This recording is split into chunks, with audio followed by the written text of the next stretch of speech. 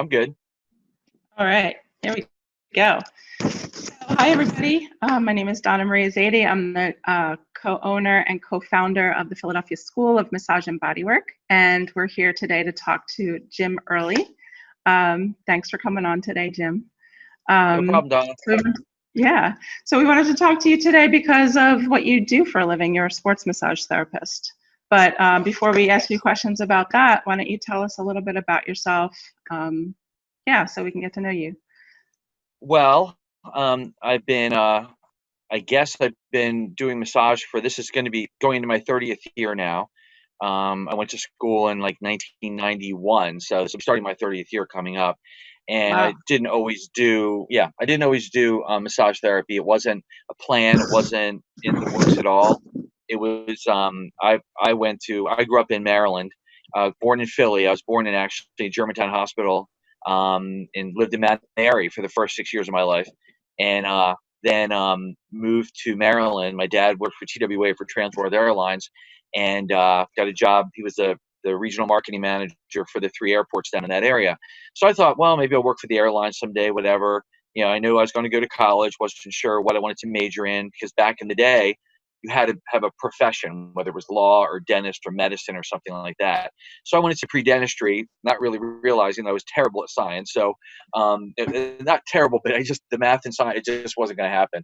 So I decided I really wanted to teach, and I wanted to teach English, and coach swimming in the summertime because I was a swimmer. I was a competitive swimmer since I've been 6 years old, and ended up going to college and swimming on a scholarship in college.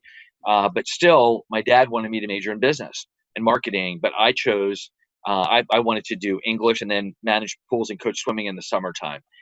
And I ended up doing both. I ended up getting a marketing major and double major in English. Still wasn't sure what I was going to do. But back in the day, when you graduated from college back then, teachers got probably 11 or 12,000 a year. Then I could make an extra 10,000 in the summer at the pools. Couldn't even live in an apartment on my own. And my marketing job, the first one I had, was with Black & Decker as a sales rep, and it paid 36,000 plus a bonus and company car. So there was really no decision there. But I always wanted to get back into somehow teaching. And I'm kind of glad I didn't do it in the regular school system, because now I'd be teaching every day on Zoom to people. And who knows what would have happened. I might even be retired by now if I did that. But I'm happy that it ended up coming around, because when I ended up choosing massage, it wasn't because I wanted to do massage. It was because I was looking for something to make money for a down payment on a house originally. And so I was living in King of Prussia in Valley Forge Apartments, which is now called, I guess it's called the Lafayette or something. It's right next to Valley Forge Towers. And I was there for 8 years. And I was like the social director of our community. I mean, I had all the parties. I organized everything and events. I loved doing that kind of stuff. And it was time to buy a house. And back in the early 90s, you needed 20% down, and interest rates were like between 13 and 18%. So you had to get more than a minimum wage job. So I ended up getting a job at Herder's Cutlery, selling knives in King of Prussia Mall for a while. And I lifeguarded here and there, but it still wasn't enough to make the down payment. So my next door neighbor, his fiance, came to town, and she took a job at what is now Cortiva, which used to be, what was it before? Pennsylvania School of Massage and. Yeah, Pennsylvania School of Massage, whatever it was. Yeah. Mm-hmm. And it was, so I met, well, she worked there as a receptionist. So when she had people over, all the instructors came over socially to her house, and we had cookouts and everything. They said, oh, well, you should do massage. And this is back in the day. Jeff Mann was actually there. And he ended up being the president of that school eventually. And he and his wife came, and they came from like the Midwest or the West Coast, and they did sports massage. And they said, this might interest you since you were a swimmer. And I said, well, no, I really wasn't raised to touch people. I was raised in an Irish Catholic environment. We don't touch or hug or kiss or anything like that. And my parents would, and back in the day, massage was looked at 30 years ago. I mean, it was looked at as prostitution back then. It was not in a very good light like we are today. Much better. We're health professionals now and healthcare providers rather than back then.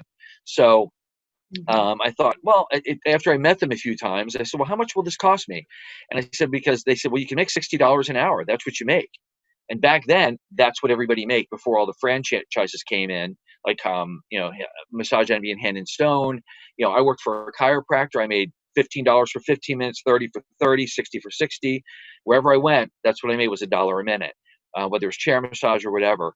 So I thought, well, God, I could do this. This is great. Maybe I can get my house and then I can go back to my other job. And so they were really nice people. And so they had me come in, and I did it first when I was working full time for the first couple months. And then I left my job because I got another job I was with Rubbermaid Corporation selling Rubbermaid products. Got a job with Walt Disney Corporation with the regional sales manager for the home video division. So I was selling the videos like Aladdin, Little Mermaid, Beauty and the Beast, Cinderella, plus all the Touchstone movies. Like the first Touchstone movie so it was Pretty Woman was the first one I sold. So, but that was down the road. So I knew I had like 7 or 8 months before that job started.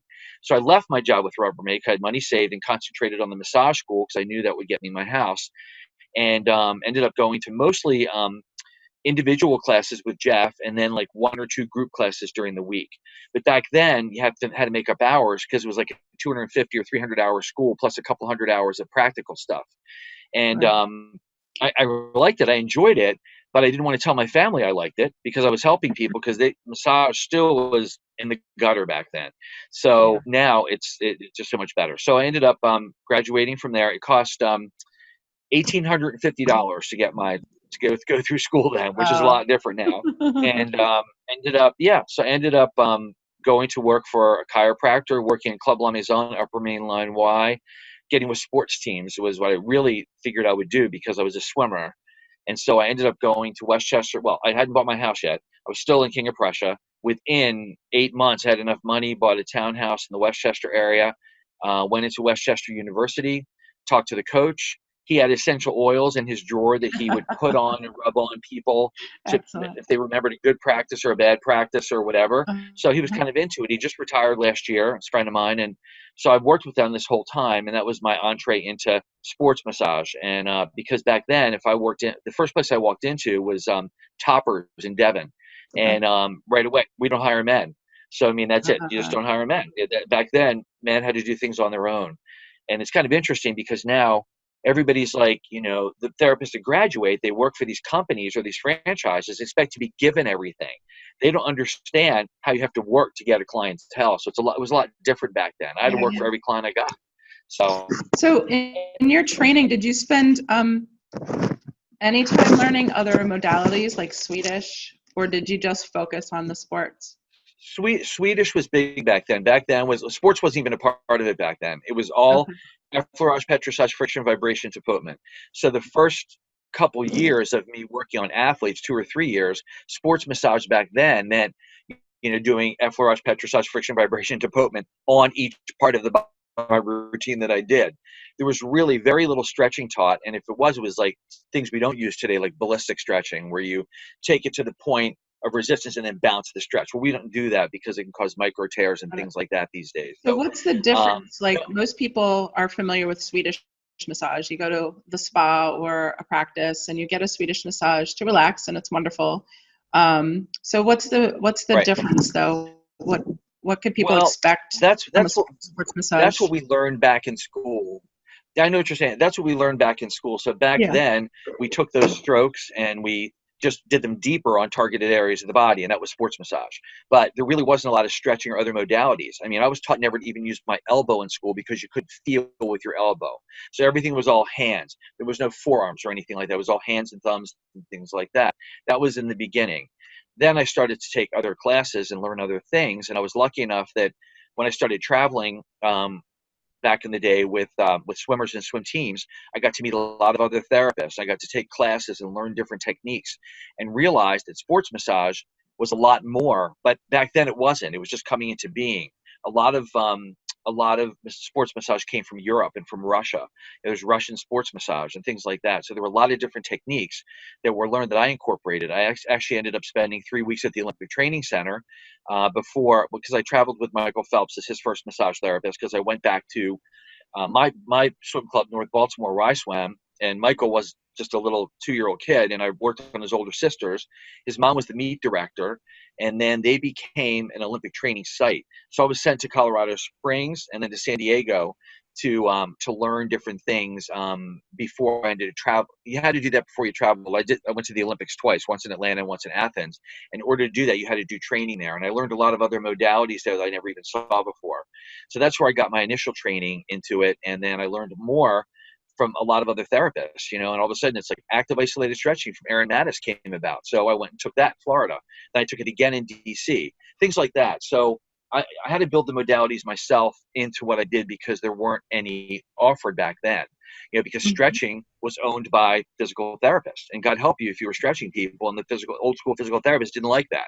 So it's all very different. So now that's kind of how that came to be. But no, there were no modalities back then at all. No. So interesting. Very interesting. So when we say sports massage, we typically think of athletes or people who play sports. But can other people benefit from sports massage? Yeah, I think anybody that well, I mean, it's designed to be targeted to certain parts of the body.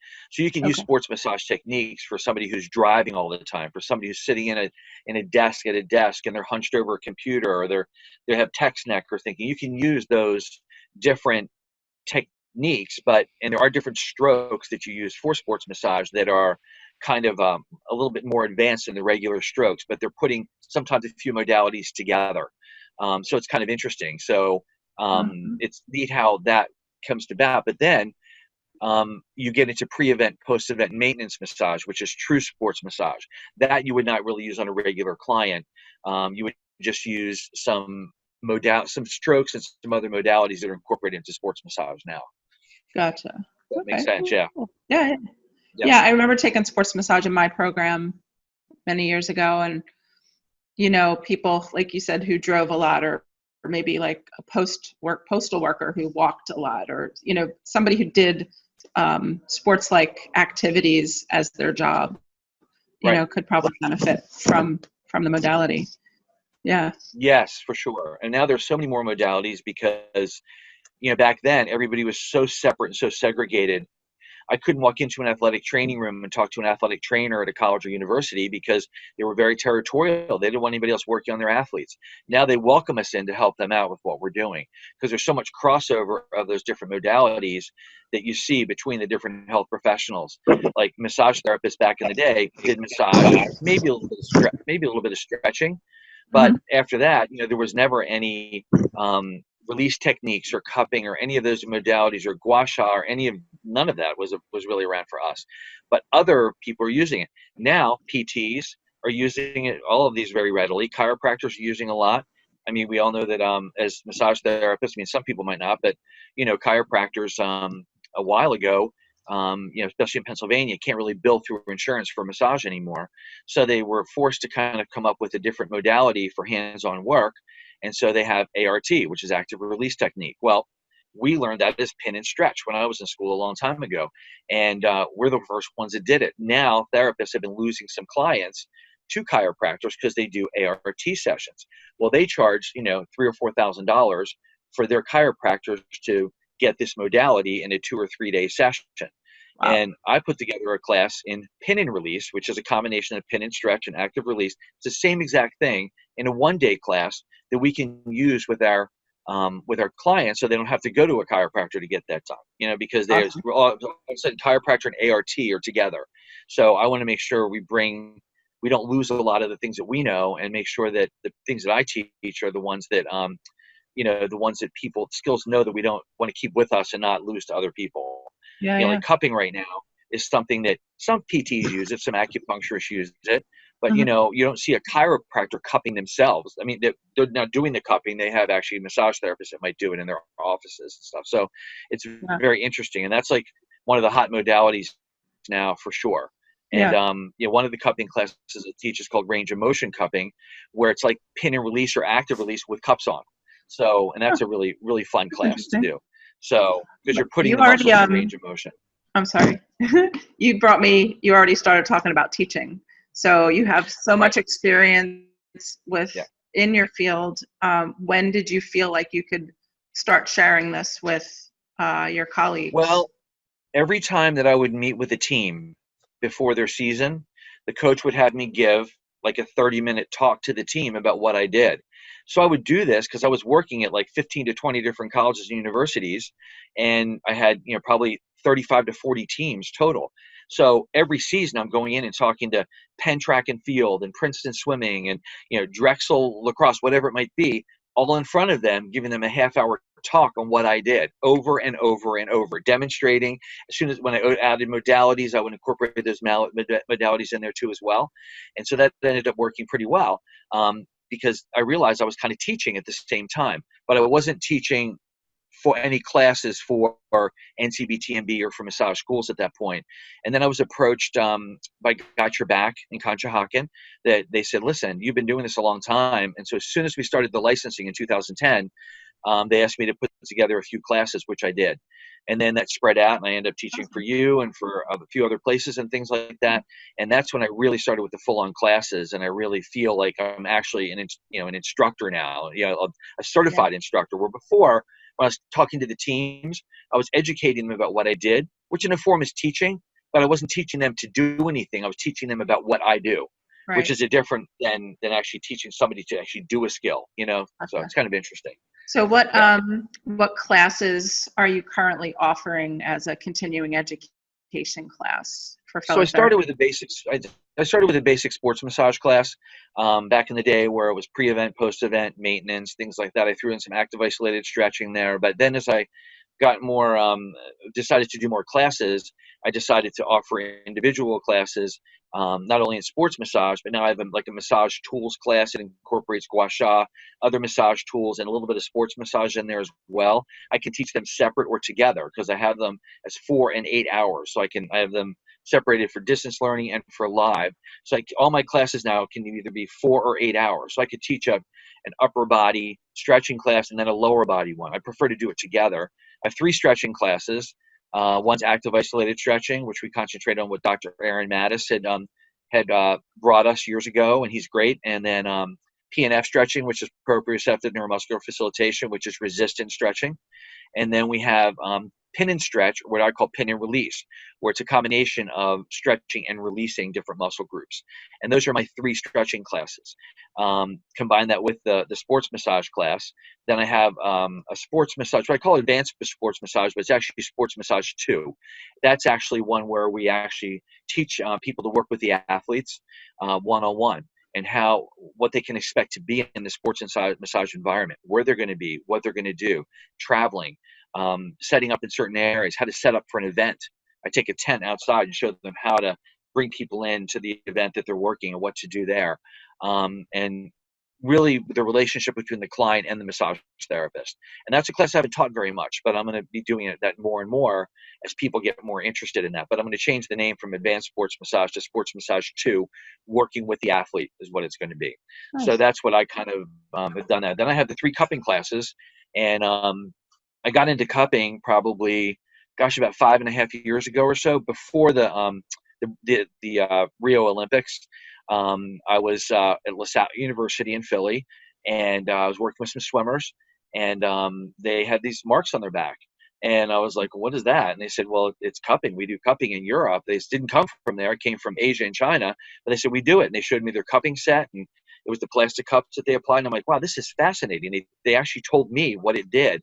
And they say they were so detailed about what it did. And I saw, this is fantastic. But nobody was doing it here in the massage world at that point. Nobody. Mm-hmm. So I went and took a local class from an acupuncturist, which was fine, but it dealt more with the anatomy part of it, and not the word massage wasn't mentioned once the entire time. Right. Then I went and took another cupping class, also from an acupuncturist from Richmond, Virginia, and just so I'd have a certification to do it. But then after I actually started doing cupping, because that got me into it to start. And that was before the Olympics. And then I didn't do anything too much before the Olympics, but Michael Phelps, it was his farewell. So big thing on a big swimming website called SwimSwam, and it got onto ESPN and some of the other things too, called Farewell to Michael Phelps. It was a video that was done, and it was him swimming down a dark pool with a light on him, and showed what he did and things. And it showed him being cupped in one of the little scenes. And I'm like, huh. So I'm friends with his mom, Debbie Phelps, and so I texted Debbie. I said, is Michael doing cupping? I said, I just learned how to do it. She goes, oh, it's fantastic. She goes, wait till the Olympics. You're going to see something there. And this was in like February before the Olympics happened. So we all know what happened with the Olympics because it was a big deal with cupping and Michael Phelps and all the athletes and gymnasts were doing it. But before that, as soon as that video came out, that opened me, it gave me an entree to actually do cupping physically on swimmers because they were asking about it. Well, I was certified to do it, and we're allowed to do it in the state with our licenses. So I said, well, let's do it. So I started doing that, not in a really large capacity, but minimally. But then after the Olympics, it just all broke loose, and everybody wanted cupping. So after that, I wanted more. So I actually took a trip back to Colorado Springs for a 3-day thing where I met with some of the trainers and things out there, and I actually took a cupping class that was geared towards the athletes, geared with massage and things like that. Then I put it together where how you would actually massage and cup together. Can you do them both together? When do you do it, before or after? And I put together a foundations of cupping class for a massage therapist by a massage therapist. Awesome. And I think that was the key because before it was only acupuncturists. Sure. So, yeah. So I have 3 cupping classes. I have the foundations, abdominal, which is very soft silicone cups, where we teach people how to, with the facial cupping, it's twofold because a lot of skepticism is surrounded cupping because it, was considered nothing was really medically oriented. But regular cupping itself is being used by doctors with burn unit victims. Like Lehigh Valley Hospital is one of the forefront people in that really got it started, and they're using it for cystic fibrosis. It's really funny because, in a way, I'm seeing other opportunities for it now too. One of my renters that rents for me in Baltimore is an anesthesiologist at Johns Hopkins Hospital. I was just down there the other day, making sure they were all okay, getting my mail, and he said he's been intubating people, that are COVID people in the ICU, and they turn them over, and they it's called prone management, where they turn them over before and after they're intubated to go the lungs back and forth. I said, well, that would be a perfect thing to do the cupping while they're prone to get the lungs cleared out. And I was mentioning that to him. He goes, God, it really would be. So everywhere I'm turning, I'm seeing different areas that it can really be used. But the medical community has really embraced it, especially for respiratory things, asthma, bronchitis, cystic fibrosis, things like that. And then the cupping too is facial and abdominal, where it's very soft silicone cupping, and the facial is done for facial rejuvenation, new Botox, also for lymphatic and sinus drainage, and for TMJ and grinding the teeth. And then the abdominal is really good for treating different areas and issues that people have with the digestive system, constipation, IBS, acid reflux, even irregular and painful periods for women. I mean, scar tissue for C-sections, things like that. So that's been a class I've really enjoyed, but it's totally different than the regular cupping class. Then the range of motion cupping is more like an extension of the original cupping, where we put the muscles through the range of motion. So those are the 8 or 9 classes that I teach right now. I'm thinking of adding more in the future, another cupping class, and I definitely want to do a sports massage 2 class for sure. So awesome. Cool. One of our colleagues has asked a question. Ariel is asking, since you've become a licensed massage therapist, have you ever thought about doing any other profession? And do you have any other complementary interests or hobbies for income? Well, yeah. So I guess it's not really a hobby, but I started getting lonely living in my house. My mom and dad actually moved here for a year or two when they were moving back up from Maryland to be with their brothers and sisters up here. They're both passed away now, but they were living here for, and I'd lived here by myself, for the first 10 years, and I've lived in this house 28 years. So it's like they were here for a couple of years. And when they left, I'm like, oh gosh, it's really lonely here. So I started renting rooms out in my house because I have a 3-bedroom home. And to this day, I rent 2 rooms in my house.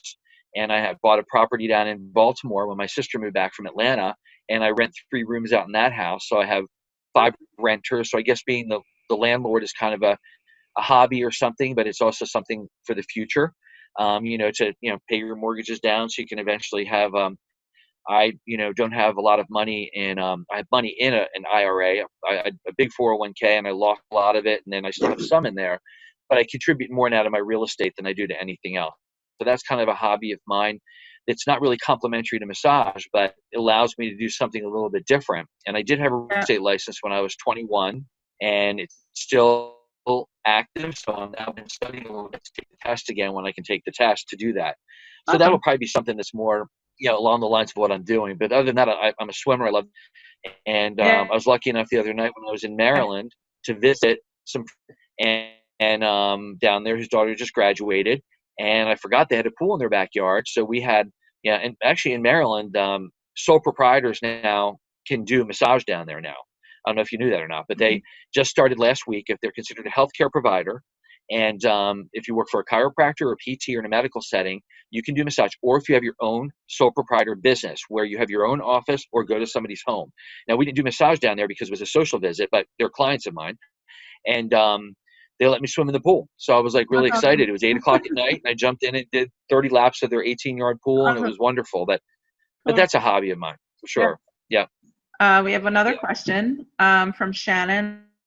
Have you ever worked with dancers? And if so, what was your experience like? What did they seem to benefit from the most? I worked for a while with ice dancers down at the University of Delaware. They had a big figure skating, ice skating, ice dancing down there. So I've never worked with dancers who dance on, maybe one or two, but not like as a concentration.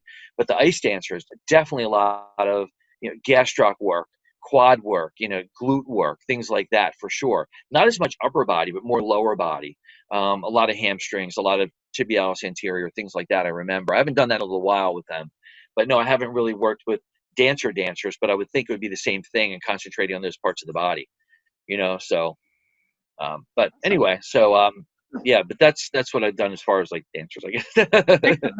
Right. Yeah. Well, if somebody wants to find you, is it okay if I put up your information in the chat there? Sure. Yep. Yeah. Cool. And I'm licensed in Jersey, Pennsylvania, and Maryland are my 3 states I'm licensed in. So I go all over the place, basically. Not now, but eventually. Hey, listen, we're turning yellow on June 5th.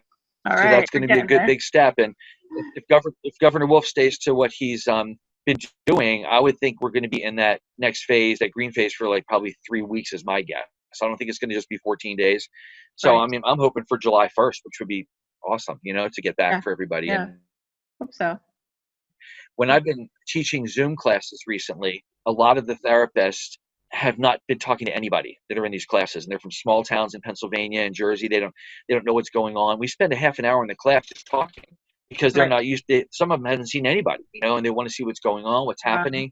They don't know that they could have, applied for unemployment. They don't know when things are starting up. They're not, privy to it. So we kind of share a little bit about what's happening. And some of my students now have been texting back, and because they're from like central and western Pennsylvania, they're in the green phase starting now. Oh wow! So I'm pretty sure they can go back now. Yeah, because of the green phase. So it's good, Yeah. So I hope that answers a little bit. Yeah. Our connection's a little wonky, but all right, cool. Well, thanks for coming on today. You gave us a lot of great information. And is that enough? Did I tell you enough or no? I think so. Okay. I think so. No problem at all. All right, cool. My pleasure. Thanks. Anytime. We'll talk again soon. See you soon. Take care. Thank you. Bye. Thank you.